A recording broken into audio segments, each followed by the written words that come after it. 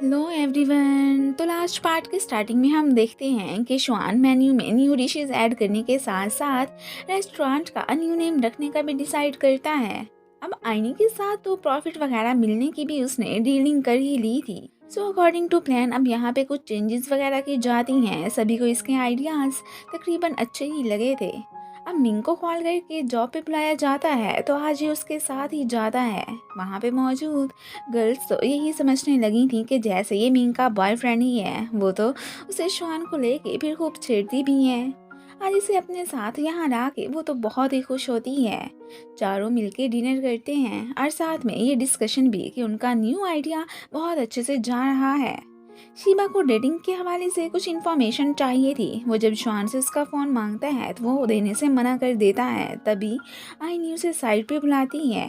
आने वाले कस्टमर्स को शुआन के हवाले करके वो दोनों तो अब फौरन से वहाँ से भागने की करते हैं। रात को मिंग शीबा से शुआन की बर्थडे की डेट पूछती है। वो इसे सरप्राइज देना चाहती थी और उसकी बर्थडे तकरीबन आने ही वाली थी। अभी फ़िलहाल तो शुआन को इस बात की ये खबर भी नहीं होने देते।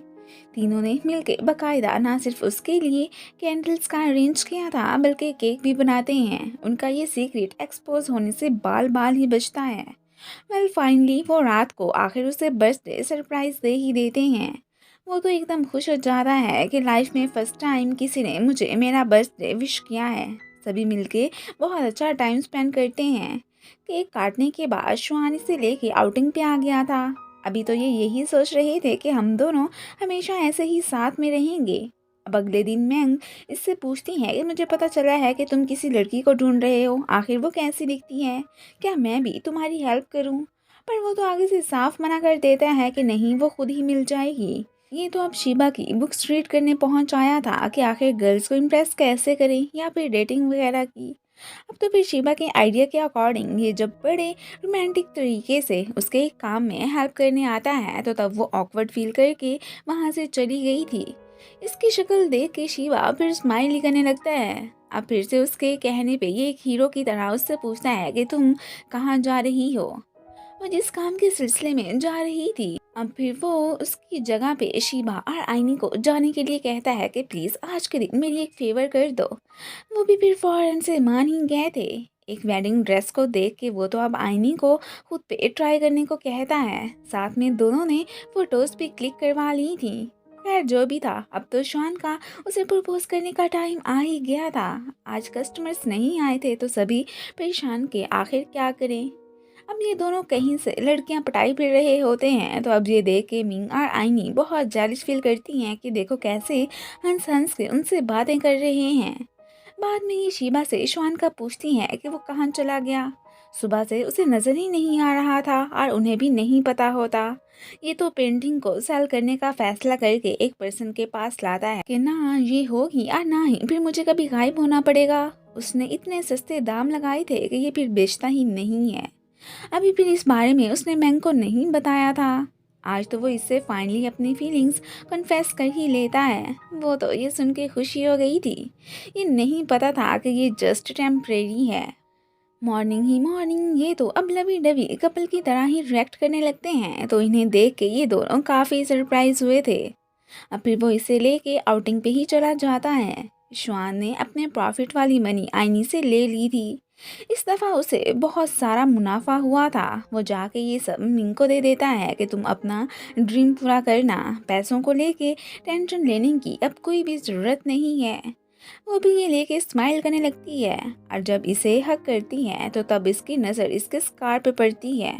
ये देख के वो तो बहुत ही ज़्यादा परेशान हो जाता है कि क्या वाकई में मुझे जिस लड़की की तलाश थी वो मिंगी है। अब इसके स्कार को टच करने से ही दोनों ने वापस चले जाना था।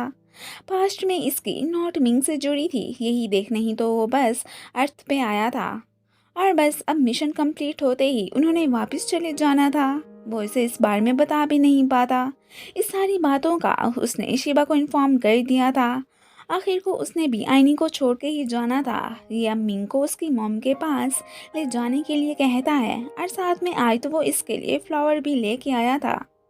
वो जब बाद में इसे मॉम से मिलवाने लाती है तो तब वो दोनों को देख के बहुत ही ज़्यादा खुश होती हैं। ये अब उसे सब बताने की ट्राई तो कर रहा था पर नहीं बता पाता। वो इसे अपने बचपन के बारे में बताती है। अब इधर मॉम की तो बस एक ही विश थी कि दोनों हमेशा ऐसे ही हंसते मुस्कुराते रहें। वो अपनी बेटी के लिए बस ऐसे ही किसी दामाद की तलाश में थी जो कि अब उन्हें श्वान की शक्ल में मिला था।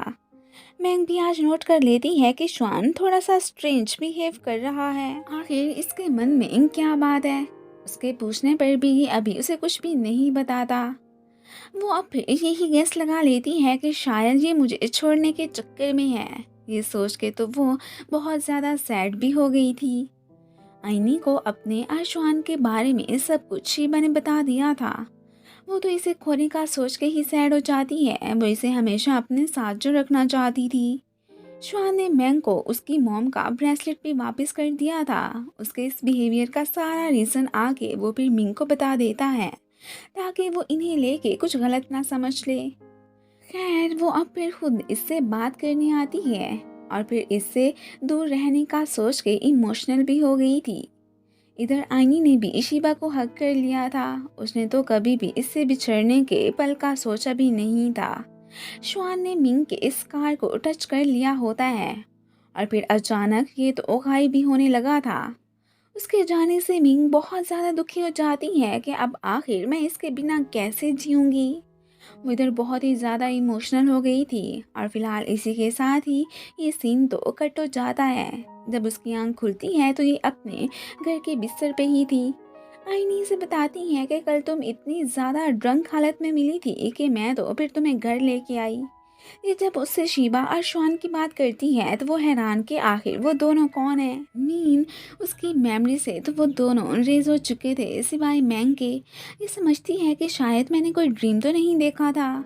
ये तो अब डेली ट्रेनिंग करने भी जाती है और उसे अपने काम वाली प्लेस पे श्वान की बहुत ही ज़्यादा याद आती है। अब इसे इतना तो कंफर्म हो गया था कि वो ड्रीम नहीं हो सकता। ये तो उस रेस्टोरेंट पे भी बाकायदा खाना खाने जाती है जहाँ पे इन चारों ने टाइम स्पेंड किया था। अब तो वो किसी और का था। ब्राइड फोटोशूट करवाते वक्त तो ख़ास तौर पे उसे ईशवान बहुत याद आता है कि कैसे वो मेरे लिए ग्रूम बना था। वो सब रिमेंबर करके ये तो फिर एकदम इमोशनल ही हो जाती है। अब ये उस जगह पे आई थी जहाँ पहले भी वो श्वान के साथ आ चुकी थी। तभी अचानक इसकी नज़र फिर श्वान पे पड़ती है।